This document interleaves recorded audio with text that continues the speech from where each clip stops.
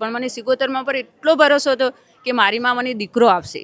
પછી ડૉક્ટરે ના પાડી એટલે અમે અહીંયા આવ્યા. ભુવાજી એમ કીધું કે જો છૂટા હાથે હું કરી નાખું 16 કણનું વેણ આવે ને તો હું માતા કહું તો કે હું 9 દિવસ તારા બાળકનું વજન હું સિકોતર ઉપાડીશ. તો તમે આ સિગોતર માની મૂર્તિમાં એવા તો કેવા પ્રાણ પૂર્યા? મેં તો બસ એમની આંખોમાંથી મારી આંખોની એમની નજર એક થઈ ગઈ અને ખુદ ભુવાજીનામાં અંદર મેં શાક સિગોતરમાં જોયા. તો માનો પ્રસંગ આવ્યો, કેવું લાગ્યું? બહુ જ સરસ. અમને તો એટલો હરખ છે કે અમે મા માટે શું કરીએ. અને અમારા બધા સેવકો, એમના ભુવાજીના બધા પરિવારો, અમારી સાથે દીકરીઓ બધા પણ એક મન તનથી મહેનત કરે છે. અણહિલવાડના વડલી ગામે પ્રાણ પ્રતિષ્ઠા મહોત્સવનો આજે બીજો દિવસ છે. મોટી સંખ્યામાં પ્રથમ દિવસે શોભાયાત્રા પણ નીકળી. લાખોની જનસંખ્યામાં માઈ ભક્તો અહીંયા પહોંચ્યા. આજે પ્રાણ પ્રતિષ્ઠા મહોત્સવનો આજે બીજો દિવસ છે. મારી સાથે માતાજીના ભક્ત જોડાયા છે. બેન, શું નામ છે? આશાબેન દેસાઈ. આશાબેન, કેટલા સમયથી અહીંયા આવો છો અને માતાજીના શું પરચા છે? છેલ્લા 11 વર્ષથી અહીંયા આવું છું. મારું તો જે માતાજી કામ કર્યું છે એ આખી દુનિયામાં અલગ જ છે. ઓહો, કયું ગામ કયું? ગણેશપુરા દેસાઈ. દુનિયામાં અલગ એટલે કેવું કામ? મારા છેલ્લા સ્ટેજનું કેન્સર હતું, અતેડાનું.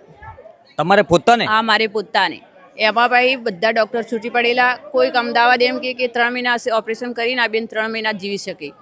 પછી અમે અહીંયા આવ્યા એટલે માતાજી અમને એટલી સાથ આપ્યો, એટલો સાથ આપ્યો તો મારું કેન્સર મટાડ્યું. 3 બેબી ઉપર મારે દીકરો પણ આપ્યો. મિત્રો, જ્યાં શ્રદ્ધા હોય ત્યાં પુરાવાની જરૂર નથી પડતી અને શ્રદ્ધાને કોઈ સીમાડા નડતા નથી. મારી સાથે જે બેન ઊભા છે, આશાબેન દેસાઈ છે, અને એ બેનને 4થા સ્ટેજનું કેન્સર મટાડ્યું છે. એટલે કહી શકાય ને કે જેને જે પણ આપણે ઘણી વાર એવી વાત કરતા હોઈએ છીએ કે અહીંયા અંધશ્રદ્ધા છે, અહીંયા આમ છે, અહીંયા તેમ છે, પરંતુ માણસની જે શ્રદ્ધા છે ને એ પથ્થરમાં પણ પ્રાણ પૂરી શકે છે, જેમ કે આશાબેને પૂર્યા છે. આશાબેન, 4થા સ્ટેજનું કેન્સર, અને આજે જોતા લાગતું નથી કે તમને ક્યારે આવી કોઈ બીમારી થઈ હોય. કોઈ મારે દવા નહીં, કોઈ તકલીફ નહીં. અને માતાજી એટલો સાથ આપ્યો એટલે મને હાલ ખુદ મારા સમ્મુખ મારે ખાટલે આવીને મને વાતો કરે છે. એમ તમે કેવી શ્રદ્ધા રાખી? બહુ અત્યારે આખું મારું મન તન બધું માતાજીમાં ભુવાજીમાં મેં લીન કરી દીધું છે. બસ સિકોતર કરે ને એ જ, બીજું કંઈ જ નહીં. પણ મને સિકોતરમાં પર એટલો ભરોસો હતો કે મારી માં મને દીકરો આપશે. પછી ડૉક્ટરે ના પાડી એટલે અમે અહીંયા આવ્યા. ભુવાજી એમ કીધું કે જો છૂટા હાથે હું કરી નાખું 16 કણનું વેણ આવે ને તો હું માતા કહું તો કે હું 9 દિવસ તારા બાળકનું વજન હું સિકોતર ઉપાડીશ. તો મને 9 મહિના સુધી મને કોઈ તકલીફ નથી થઈ. અને માતાજી દીકરો આલ્યો. એમને જે ધીજ મારી હતી કે જમણા અંગે લાલ લાખું છે, એ પણ લાખું હતું. ઘણા લોકો એવી વાત કરતા હોય છે કે અંધશ્રદ્ધામાં ના જાવું, આવું ના કરવું, શ્રદ્ધા ના, ભાઈ ભુવાજી પાસે ના જાવું. તો અહીંયા આવતા તમને આટલા બધા, તો તમને મતલબ કે જીવન આખું નવું આપ્યું છે. તો એવા લોકોને શું કહેવું છે કે જે લોકો શ્રદ્ધા સાથે શ્રદ્ધા ઉપર આક્ષેપો કરતા હોય? હું તો એટલું જ દરેક તમામ વ્યક્તિને એટલું જ કહેવા માગું છું કે તમારી શ્રદ્ધા મહત્વની છે. તમારી શ્રદ્ધા કામ કરશે. પછી પહેલાં જ મને અહીંયા વાત મને એમ જોવા મળે છે કે 1 રૂપિયો પણ લેવામાં આવતો નથી.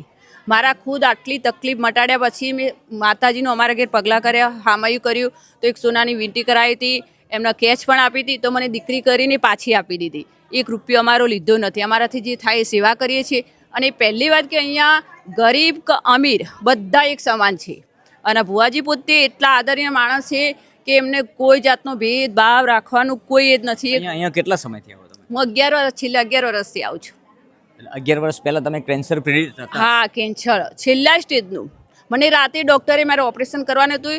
એને આગલી નાઇટમાં ડૉક્ટરે એમ કીધું હતું કે બેન તાર સવારે 4 વાગે ઓપરેશન કરવાનું, 6 બોટલ લોહી ચડાવવાનું અને અહીંયા હોલ પાડવાનો છે. 1 મહિનો 13 દિવસ અમારે એડમિટ થવાનું હતું. પણ મેં ડૉક્ટરને ખુદ મેં એમ કીધું કે મારે આ લોહી નહીં ચડાવવું પડે, મારે હોલ નહીં પાડવો પડે. તો કે બેન ના, અમારે જે રિપોર્ટમાં આવ્યું છે એ કરવું જ પડશે. તો જે કોઈ માતાજીને કે ભગવાનની મૂર્તિ હોય છે એ તો આખરે પથ્થરની હોય છે, પરંતુ તમે આ સિગોતર માની મૂર્તિમાં એવા તો કેવા પ્રાણ પૂર્યા? મેં તો બસ એમની આંખોમાંથી મારી આંખોની એમની નજર એક થઈ ગઈ અને ખુદ ભુવાજીનામાં અંદર મેં શાક સિગોતરમાં જોયા. અને વાત એ જ કે ડૉક્ટરે સવારે 4 વાગે ઓપરેશન ખોલ્યું ને મારું, એટલે જોયું કે રિપોર્ટમાં છે એ તો છે જ નહીં. મારે 1 ટીમ્પુ લોહી ના ચડાવવું પડ્યું, મારે 1 મહિનો 3 દિવસ એડમિટ ના થવું પડ્યું, અને મારે હોલે ના પાડવો પડ્યો. ત્યારથી લાગ્યું કે અહીંયા કંઈક છે. મને એટલી શ્રદ્ધા કે મને ખુદ આ માતાજી એમ કહે ને કે તું અહીંયા સમાધિ લઈ લે તો પણ હું તૈયાર છું. ના, પણ હવે તો જીવન આખું નવું આપ્યું છે તો થોડું સમાધિ લેવાનું. પણ એના માટે બધું કરવા તૈયાર છું. સિગોતરમાં માટે હું બધું તૈયાર, જે પણ માં કે કરવા તૈયાર છું. અને તમામ વ્યક્તિને પણ કહું છું કે તમે જો કોઈ બી દુખિયારાનું દુઃખ હોય તો અહીંયા કોઈ લેવાની, કોઈ જુઠ્ઠું બોલવાની એવી કોઈ ભુવાજી ભાઈ કોઈ એવી રીત નથી. પણ તમે મનથી જો શ્રદ્ધા મૂકી દેશો ને કોઈ બી વ્યક્તિ હશે તો એનું કામ માં ચોક્કસ કરશે ને કરશે જ. તો આશાબેન હવે ચોથા સ્ટેજમાંથી તમને નવું જીવન આપ્યું છે, નવ તો હવે થાય છે ને. થોડું એ મા માટે જીવો અને થોડું પરિવાર માટે જીવો અને થોડું સમાજ માટે જીવો. સૌથી પહેલાં પરિવાર જરૂર છે, સમાજે જરૂર છે, પણ સૌથી પહેલાં જ મારું જીવન મારી સિગોતર છે અને ભુવાજી છે. પહેલાં હું સિગોતરને પ્રણામ કરીને હું ઉઠું છું કે મારું આખું જીવન જ મેં એમના પ્રણામ કરી દીધું છે.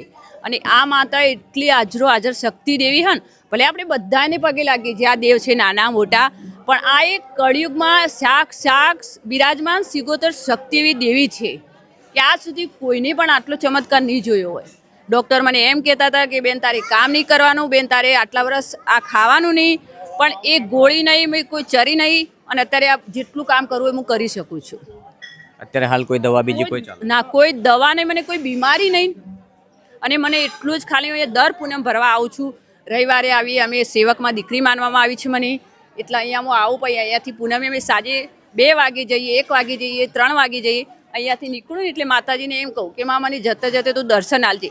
તો ડેલી પૂનમે મને મનાડી બનીને દર્શન આપી.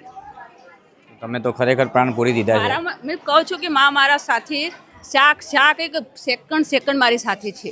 કેવી ભક્તિ કરી તમે આટલી બધી? દિલની જ.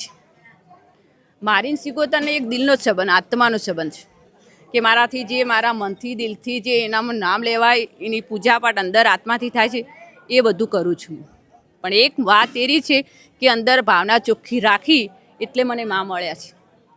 તો માનો પ્રસંગ આવ્યો, કેવું લાગ્યું? બહુ જ સરસ. અમને તો એટલો હરખ છે કે અમે મા માટે શું કરીએ. અને અમારા બધા સેવકો, એમના ભુવાજીના બધા પરિવારો, અમારી સાથે દીકરીઓ, બધા પણ એક મન તનથી મહેનત કરે છે. એટલે અમને બહુ ઉત્સાહ છે કે માનો હરખ ધામધૂમથી પૂરો થાય.